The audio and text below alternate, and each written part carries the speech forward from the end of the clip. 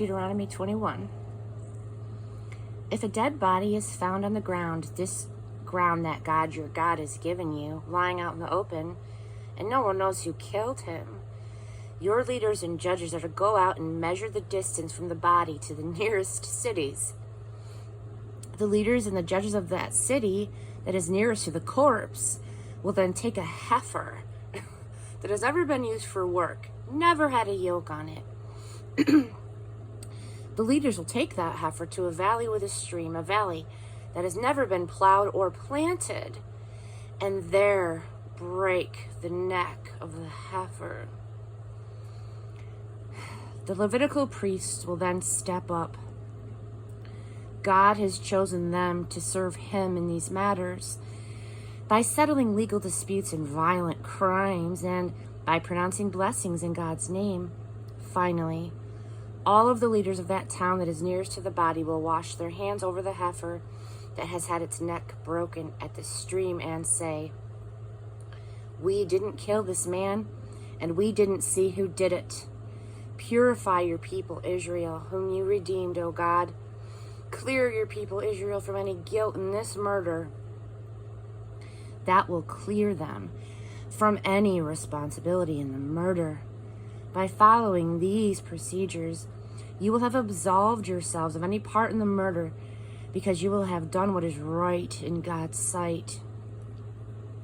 When you go to war against your enemies and God, your God, gives you victory and you take prisoners, and then you notice among the prisoners of war a good-looking woman whom you find attractive and you would like to marry, this is what you do. Take her home. Take her home, have her trim her hair, cut her nails, and discard the clothes that she was wearing when she was captured. She is then to stay in your home for a full month, mourning her father and mother. Aww. Then you may go to bed with her as a husband and wife. If it turns out you don't like her, you must let her go and live wherever she wishes.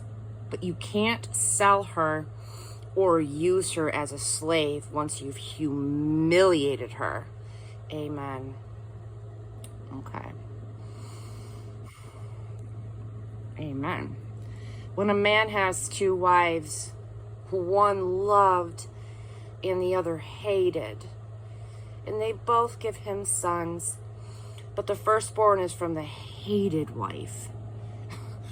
At the time he divides the inheritance with his sons, he must not treat the son of the loved wife as the firstborn, cutting out the son of the hated wife, who is the actual firstborn. No, he must acknowledge the inheritance rights of the real firstborn, the son of the hated wife, by giving him a double share of the inheritance. That son is the first proof of his virility. The rights of the firstborn belong to him. When a man has a stubborn son, oh no, a real rebel who won't do a thing his mother and father tell him. And even though they discipline him, he still won't obey. His father and mother shall forcibly bring him before the leaders at the city gate and say to the city fathers, "This son of ours is a stubborn rebel. He won't listen to a thing we say. He's a glutton and a drunk." Then all of the men of the town are to throw rocks at him until he's dead. You have purged the evil pollution from among you. All of Israel will hear what's happened and be in awe. When a man has committed a capital crime and been given the death sentence, executed and hung from a tree, don't leave his dead body hanging overnight from the tree. Give him a decent burial that same day, so that you don't desecrate your God-given land. A hanged man is an insult to God. chapter 22. If you see your kinsman's ox or sheep wandering off loose, don't look the other way as if you didn't see it. Return it promptly. If your fellow Israelite is not close by or you don't know whose it is, take the animal home with you and take care of it until your fellow asks about it. Then return it to him. Do the same if it's his donkey or a piece of clothing or anything else your fellow Israelite loses. Don't look the other way as if you didn't see it.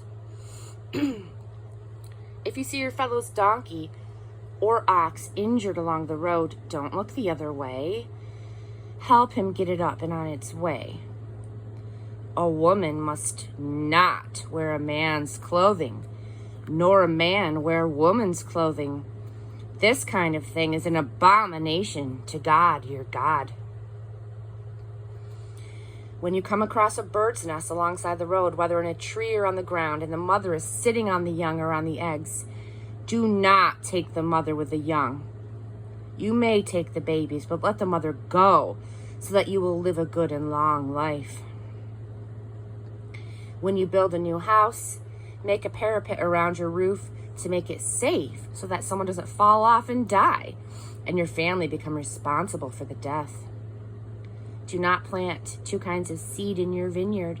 If you do, you will forfeit what you've sown, the total production of the vineyard. Do not plow with an ox and a donkey yoked together. Do not wear clothes of mixed fabrics, wool and linen together. Make tassels in the four corners of the cloak used to cover yourself.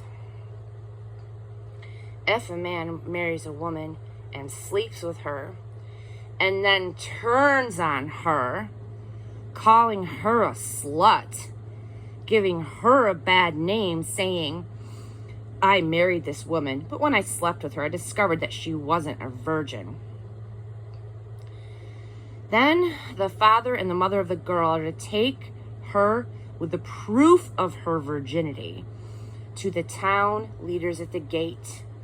The father is to tell the leaders, I gave my daughter to this man as wife, and he turned on her, rejecting her. And now he has slanderously accused her, claiming that she wasn't a virgin. But look at this. Here is the proof of my daughter's virginity. And then he is to spread out her blood-stained wedding garments before the leaders for their examination. The town leaders then are to take the husband, whip him, fine him 100 pieces of silver, and give it to the father of the girl. The man gave a virgin girl of Israel a bad name. He has to keep her as his wife, and he can never divorce her.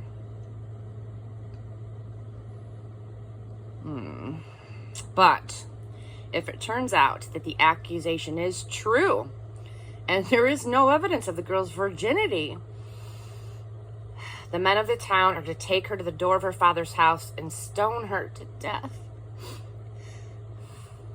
She acted disgracefully in Israel.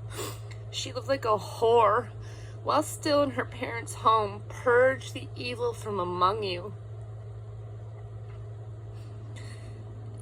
If a man is found sleeping with another man's wife, both of them must die. Purge that evil from Israel.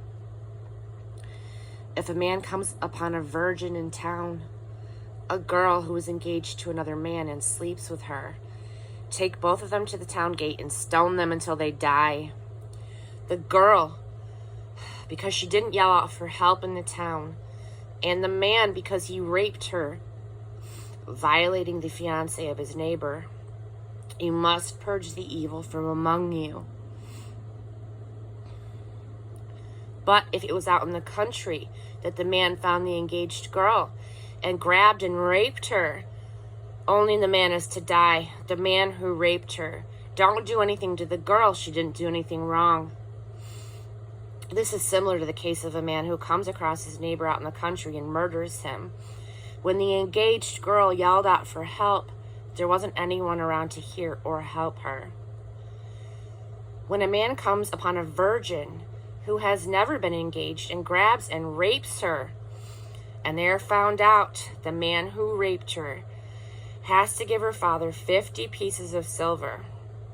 He has to marry her because he took advantage of her, and he could never divorce her. A man may not marry his father's ex-wife. That would violate his father's rights.